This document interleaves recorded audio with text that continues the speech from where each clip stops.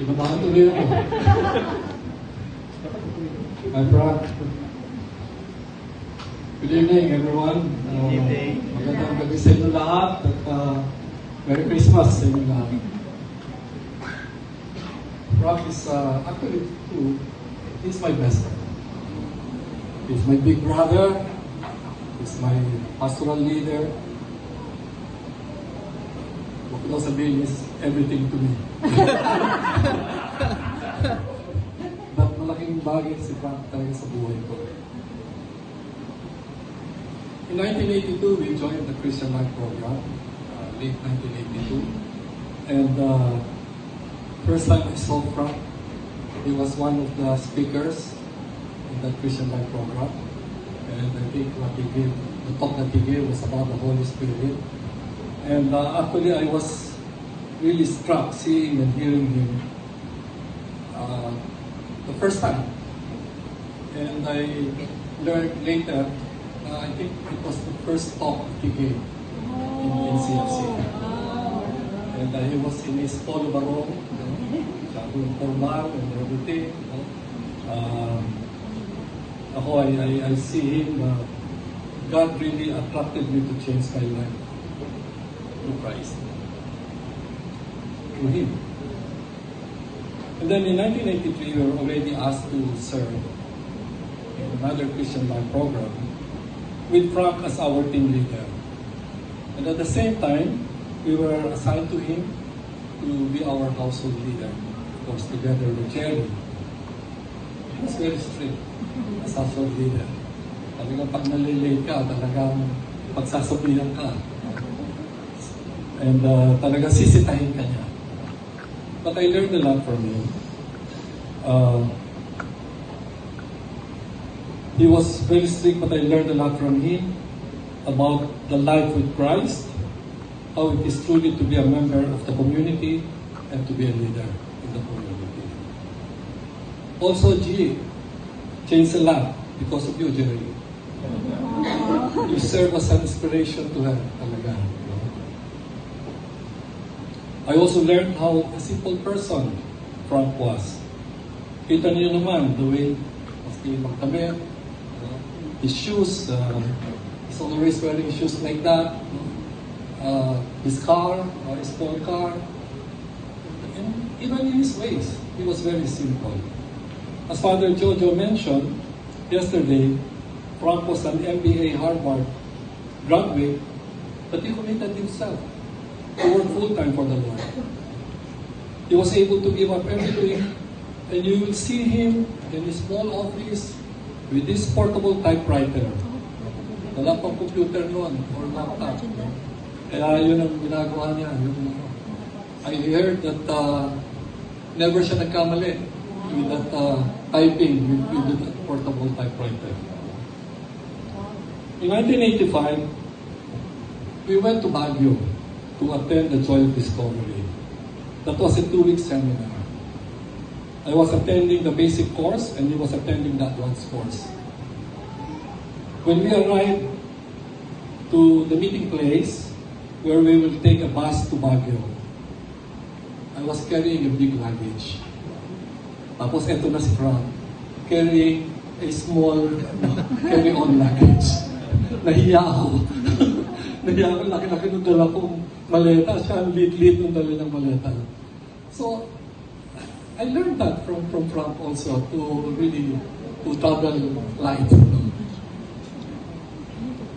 Then in 1989, Frank got sick and almost died.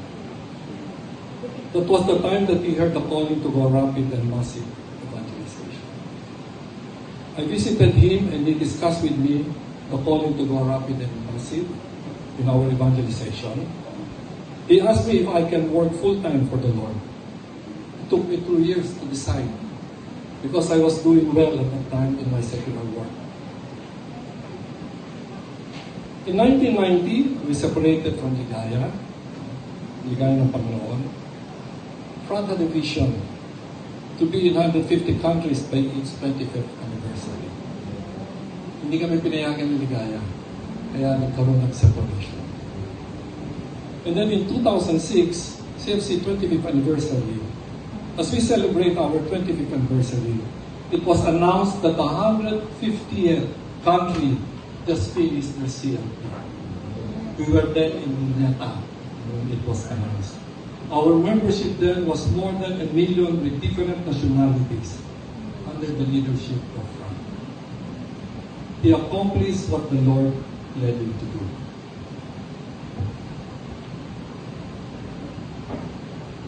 And then in 2006, unfortunately, the devil was challenged and Frank experienced an excruciating time in his life. The community that he built was attacked, and in 2007, the CFC split. Only the two of us were together out of the 7 CFC International Council members. Kaya sabi ko nga kay Frank, bakit hindi kaya tayo mali? Bakit dalawa lang tayo? Of course, jokingly, no? Tawanan lang kami dalawa. And then, I guess, like many stories of saints, example of St. Francis, the namesake of Frank, Frank's accomplishments were not acknowledged. I was a witness to the unbelievable mistreatment that Frank unfortunately received after leading CFC to greater heights. But admirably, Frank remained steadfast in the call of the Lord for him. He humbly stood his ground as a missionary and led the community to the call of faith, family, and mission to what it has become now, the missionary families of Christ. Ako din naman nahirapan at that time. Because I was a full-time worker and after the split, I had no job, no income, and I was trying to Frank. Nahirap na ako. I called Frank. Paano ba gagawin ko dito? Frank answered me with, "You're blessed, brother." Sabi ko, I'm blessed, nahihirapan nga. But I really struggled to understand what he said. I'm blessed. And the Lord naman showed that He will take care really of His people. During times of need, talagang nandiyan naman parating ang Panginoon. And actually, he wrote a book. He dedicated to me. And the title of the book is Lamentations. In 2022, we learned that Frank had the cancer at stage 2. Then it suddenly surged to stage 4. But even he was already having non-stop coughing, he never missed a household meeting. And in 2023, he started the men's monthly fellowship in our household, which I found out later that it was not only to have fellowship with the brothers, but it was also his way of supporting me after G died.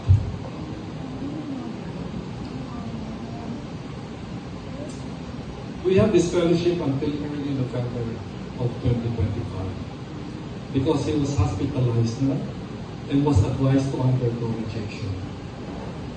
Since then, his health deteriorated and was not able to attend any more of our meetings. I was able to visit him the last time he was hospitalized, and I saw the suffering that he was going through. The last time I visited him was 3 Saturdays ago. And in my prayers, I asked God, how come here is a man who gave his life serving you, and you allowed him to suffer? And the Lord answered me with assurance. Sabi ng Panginoon, meron bang naging say na hindi nahirapan? Yes, not. Yes, not. And I thank God. Frank showed me what it is to be a servant of God. Every day of his waking hours, all he does is all for God. We've been together to a lot of missions for 42 years. And I saw him serve not just by being a speaker, but even by arranging chairs in the venue, even cleaning after the event. It's them. Sometimes I will lead and will be my guitarist. Siya yung pinupumpasan ko. He will do everything for the Lord. Basta for the Lord, He will do everything. Most of the times when we are together on mission, we sleep in one room. And there were times in one bed. These were the moments we talked more about the community and what were in his mind for the community. He would patiently answer all my questions because there are a lot of things that I do not understand well. Awkward yan, compose ko lang ako. These were the times that I learned more from him as a servant and as a leader in the community. I cherish all those moments. Frank truly is a humble man. There was a time that Ateneo was giving him a prestigious award. He did not accept it. Instead, he asked Ateneo to give it to the community because he was saying it was not just my work. It was the community. Bishops and priests, I think even the late Cardinal Sin, were recognizing him as the founder of CFC. Again, he did not accept. Sabi ko nga sa kanya, napaka-humble mo kasi. He always referred it to the council. Frank will always consult leaders before he makes his final decision, or before he gives direction. For whatever direction the Lord was leading him. He will always, he will discuss it with you, but he will consult. He will consult. There was a time also that he asked me to be his pastoral leader. To correct him when I see something that is not right with him. Sabi ko, hirap naman yan, Frank. Paano kung gagawin yun? But he insisted. That humble, that kind of humility that he has. Frank truly is a prophet and a warrior. There are a lot that he will say that can be controversial, but the end, he is right. Like the massive and rapid evangelization. The mother community did not approve of it, but after discerning with the leader of Ligaya, Father Herb Snyder, allowed us to go out of Ligaya as an outreach and stand on its own. Another example is the LCSC. There were some who left the community because they did not appreciate. But again, we could see now how it is helping the church in the work of evangelization. As it is no longer just about recruiting members, but sharing what the Lord has given us, the community, now to the larger church. Frank is righteous and just leader. He is always firm in standing by what is right and just. He sees to it we follow our covenant with the Lord. One time we were in Guam, going back to Manila, we were at the airport. There was an booking our flight, and they were asking for volunteers to take the next flight, which the day after. And we'll be given already $400 at the time, and hotel accommodation. Jim was with us. I asked Frank, baka naman pwede, ayuwan na kami. Ayuwan na kami, kung dalawa ni Jim, $800 yun. Tapos accommodation pa. No? He said, oh, no, because we'll be having our meeting tomorrow. The council meeting. Mukhang natutunan the priority of the council. The importance of the council. Hindi na talaga kami pinayagan. Sayang yung $800. I learned about the priority, this priority, the priority front, about the meetings that we're having. It considers everything important.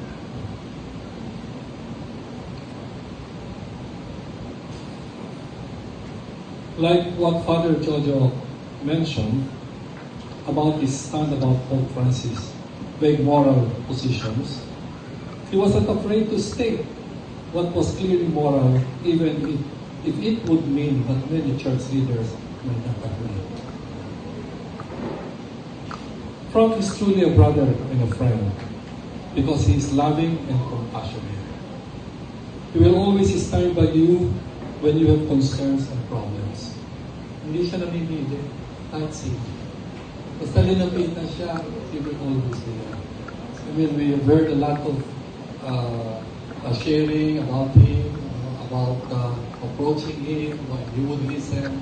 He will always be there and He will always stand with us. Frank, thank you very much for your love, for your trust, for your support. For I am now what I am because of you. The last time I visited him, he held my hand with a smile. I said to him, Frank, we love you. Mahal na mahal ka natin. And he smiled. And now I just want to say again, Frank, we love you. And mahal na mahal ka namin. We will miss you, yes, but we are happy for you. Because ako, I believe that you are now with the Lord. You are now there because He invited you on His birthday to be with Him. Amen.